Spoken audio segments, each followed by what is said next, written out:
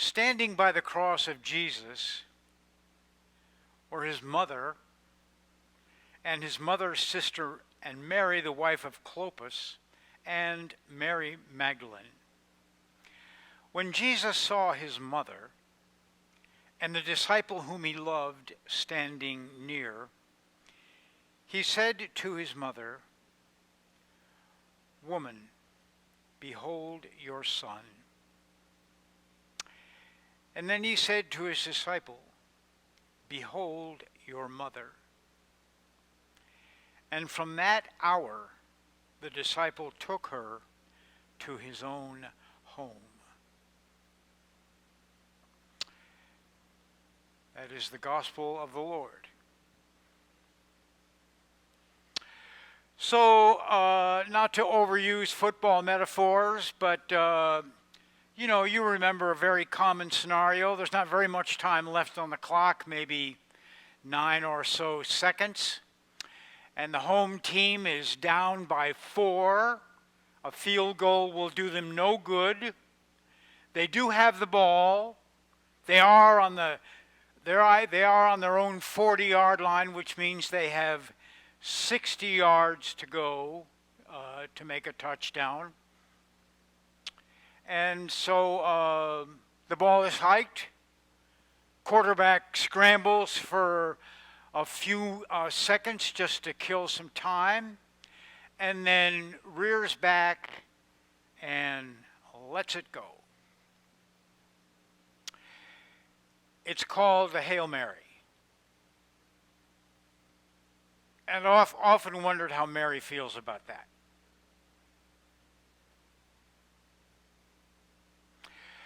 Last ditch, no hope, why not?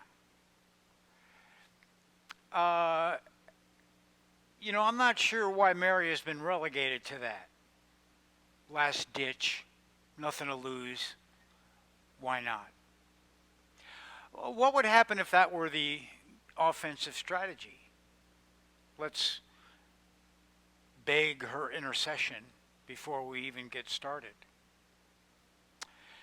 Anyway, again, using a football metaphor, I called an audible last night. York Wong, who has authored our collects now for over 2 years, beginning with the shutdown of COVID in March of 2020, called me and said, Mac, Elizabeth and I are thinking about rosaries. Could you suggest a source? And so I called him immediately. I said, what do you want a rosary for? Well, apparently York had come across a YouTube video about Mary's engagement, her appearance actually in the Ukraine, and how she had in 1987 predicted the current conflict and the world war that's soon to come as a result of it. Mary said all this. And so in the course of the video that he'd seen, he sent it to me. It's the apparition, Mary encourages people to offer the rosary. And she has ever since she's been appearing. So I thought, they encourage people not to pay much attention to Mother's Day because it's a minefield. It's a minefield. I mean, everybody, pretty much has fond memories of their mother, pretty much, for the most part. But, for some women especially, it's salt in the wound. Women who really, really, really, really, really, really wanted to be mothers and were unable. For them, Mother's Day, not so much. And, of course, there's lots of other reasons as well. And so they encourage pastors, many resources will just, kind of pray for moms and the prayers of the people, but, avoid it in preaching. But I thought this morning that I'd pay some attention to Mary. Mary, the mother of Jesus. Mary, the mother of the church. Mary, the mother of God. Mary, our mother. Mary, my mother, Notre Dame, Our Lady. And, as a Protestant, I can remember even in seminary, no attention was paid really. And, when you mention the Rosary or Marian devotion, most people will respond characteristically, isn't that a Catholic thing? And long before there were really Catholic things, when it was just Christian things, it was a Christian thing. And, Mary and devotion to Mary goes way back into the very earliest centuries of the church. And we have artistic evidence of it. But anyway, before I really launch into it this morning, I thought that I would show a video that I really like. I hope you do too. And you know that I'm a fan of artwork. And this is a video that just portrays Mary in art by some of the world's most renowned artists. So anyway, I offer this as a contemplative practice, and let it roll.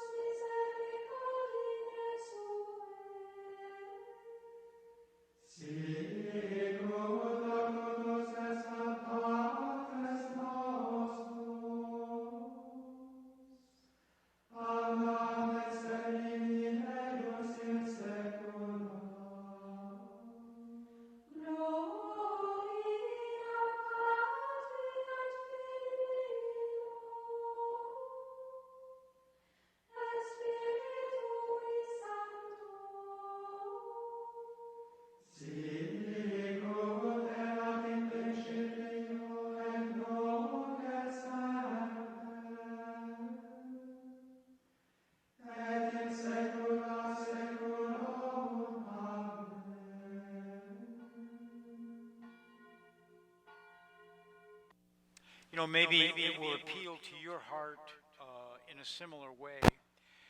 When I first came to St. Luke's a number of years ago, 2018, on Wednesday afternoon, I offered anyone the opportunity to say the Rosary, wanted to join me in that at 4:30, and there was a handful initially that came, and that kind of dwindled to a couple.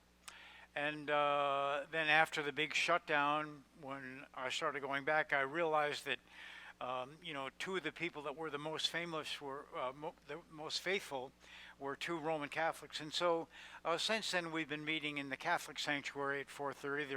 There's four of us, and we're very faithful. We'd almost never miss. So Marian devotion is not for everyone, that's for sure, but it is for some.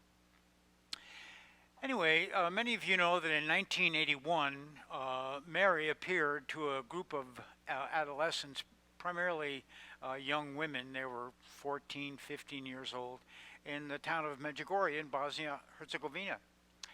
And the word, got out slowly to the world that Mary was appearing to these youngsters on a daily basis. In 1988, I came across a series of articles written by a journalist from Georgia whose name was Wayne Weibel. And Wayne wasn't necessarily a devout individual. Matter of fact, I think his area as a journalist was sports. And he was, drinking beer and watching sports in his living room in Georgia one evening, and Mary came into his room and said, Wayne, I got a job for you. I want you to write articles on what's happening over in Medjugorje. And he said, okay. So he went over and interviewed the visionaries, the children, and wrote a series of articles on what he saw, 5 articles. They're now very famous. And that helped promote the story of the apparitions throughout the United States and beyond into the world. And of course, now everyone identifies with the Medjugorje with the apparitions. So I came across those articles in 1988, and then I watched the PBS documentary, which came out very shortly thereafter.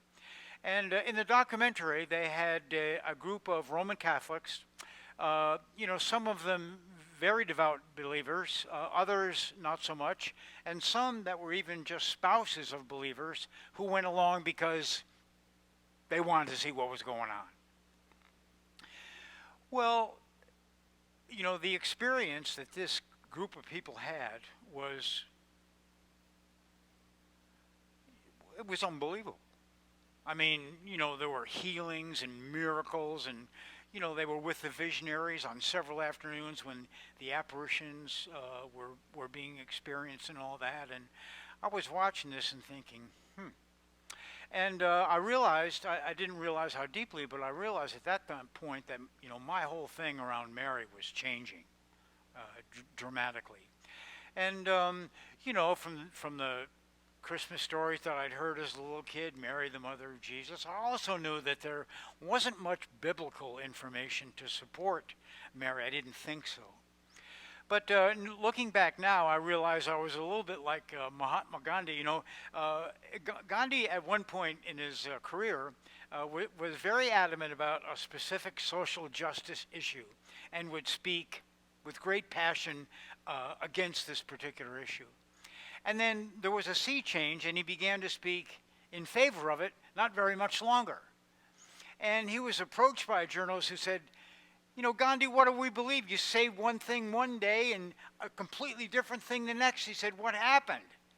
And Gandhi said, I learned something. And when it comes to Mary, I learned something. I learned a lot. And, I'm not naturally an intellectually curious person, but being a person of faith, and being a person certainly who understands himself to be the follower of Jesus, I thought, why not learn more about his mother? And so, I began, offering the rosary, learning more about Mary, the devotions that are involved with her, and some of the Roman Catholic doctrines around her, I mean, a lot of people just stop at the virgin birth. Well, go no further. That never happened. And then, when you get into things like the Assumption, that Mary was taken up into heaven, and there's some, kind of out there doctrines, and they can be an impediment. You could say, they're just, we're looking a lot like a quadrinity here, we got Father, Son, Holy Spirit, and Mary. And aren't we dabbling now a little bit on the heretical end of life? Hmm. Haven't we always? Don't we all?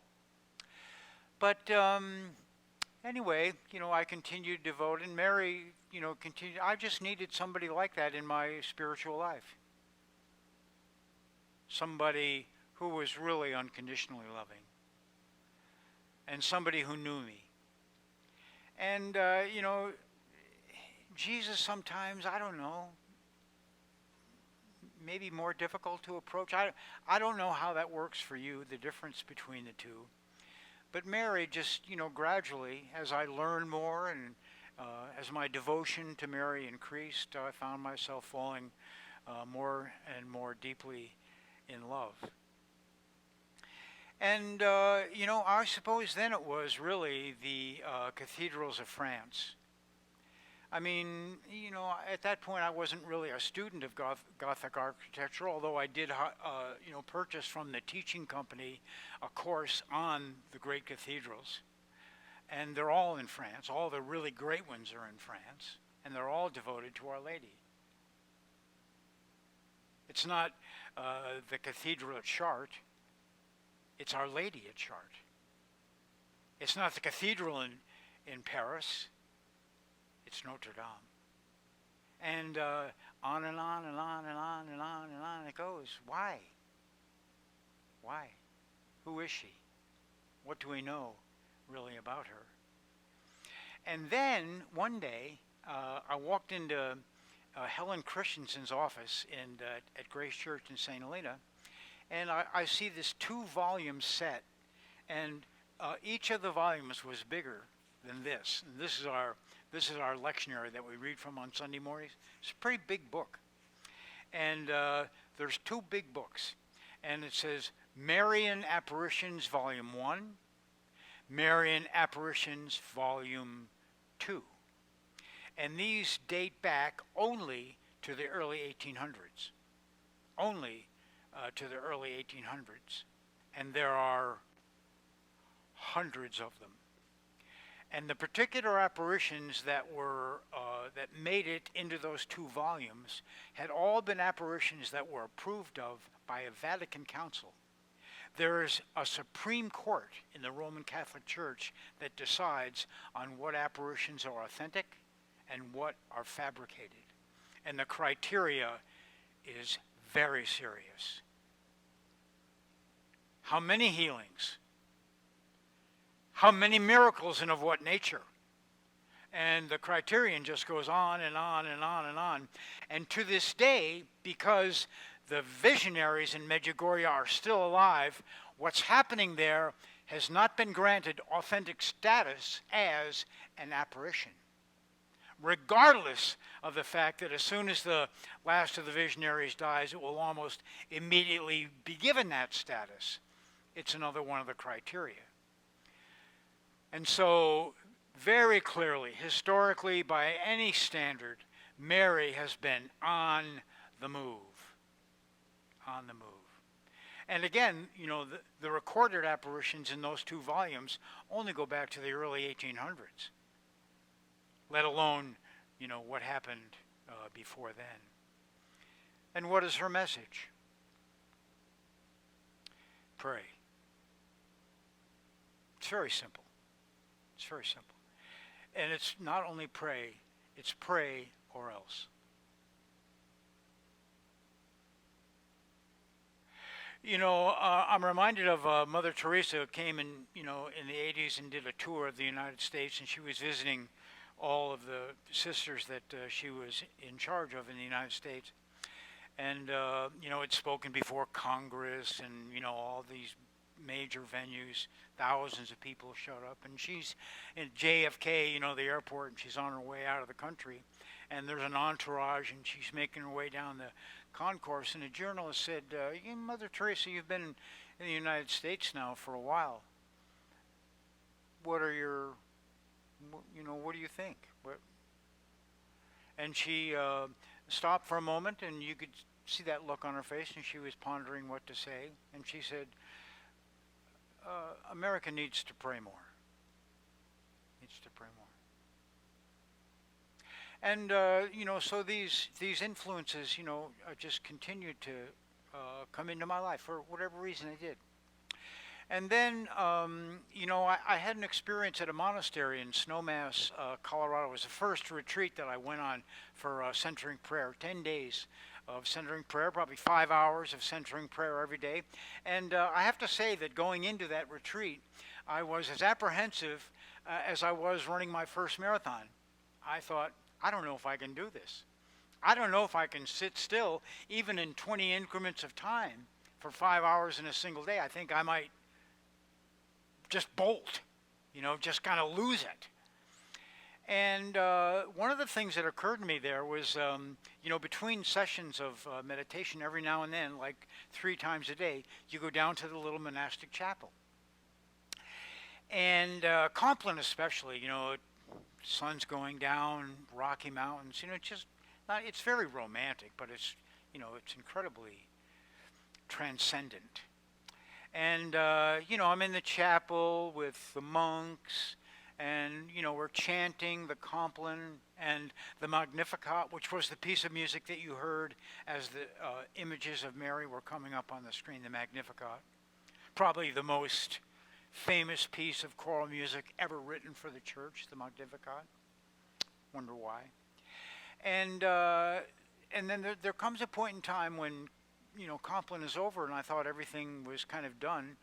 The lights go off, and all the monks turn to the eastern end of the chapel, where there is a 30-foot high depiction in stained glass of Our Lady.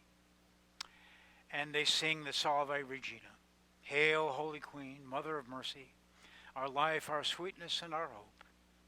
To thee do we cry, poor, banished children of Eve, to thee, and it goes on and on. And, I asked the monks, I said, why do you do that? He said, well, this happens in every Benedictine monastery. The last thing we do at the end of every day, before we enter into the great silence, is to say goodnight to Mom. Every monk and every nun in the Benedictine order is given the middle name of Mary. And, I'm quite a fan of Thomas Merton and other really notable Benedictines from, Benedict on. And the way they speak about Mary.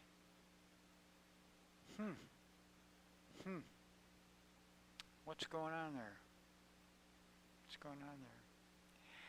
And all that I know is that to me, it's an extremely big deal as a Christian. And it's no wonder that, even though the information in the scriptures happens to be quite scant, that in the human psyche, in the human spiritual imagination, the image of Mother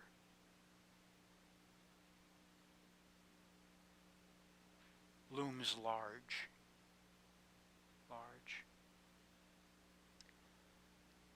And so the church has said for generations, Hail Mary,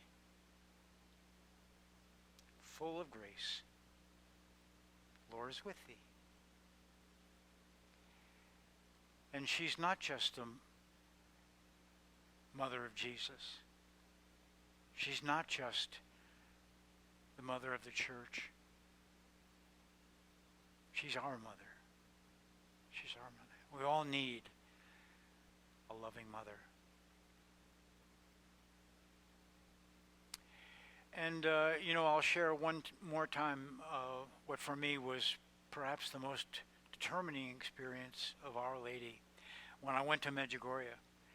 And approaching the Basilica of St James, it's interesting that in a small village, without even a population of 500 people, in 1947, following the World War II, the Franciscans built in Medjugorje a basilica that would hold 2,000 people.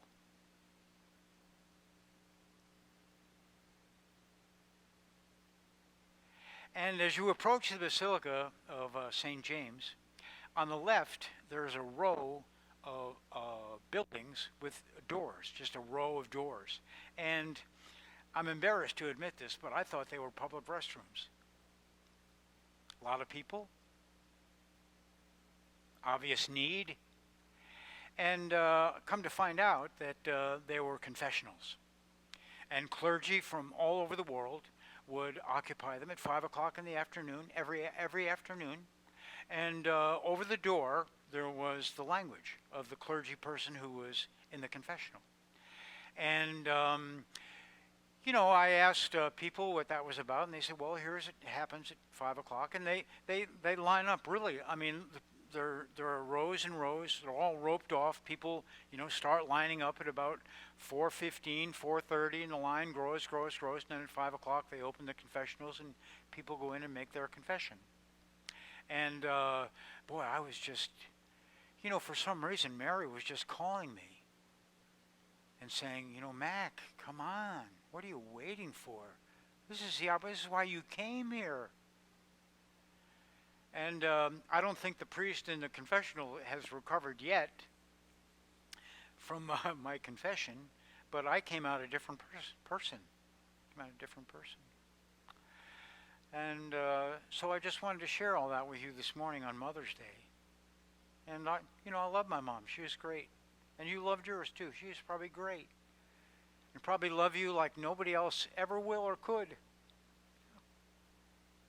Yeah. And you're grateful for that you got off to a good, strong start by being lavished with somebody who changed your diaper and told you how wonderful you are before you even knew who you were.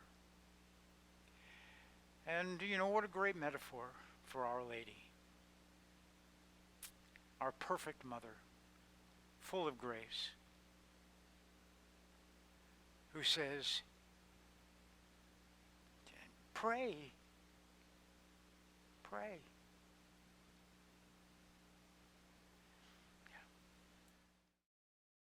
Contributions to St. Luke's Episcopal Church help to make the digital ministry and other outreach within the community possible. If it is in your heart to make a donation, St. Luke's secure PayPal link, as well as the church's mailing information, may be found in the description of this video. Thank you.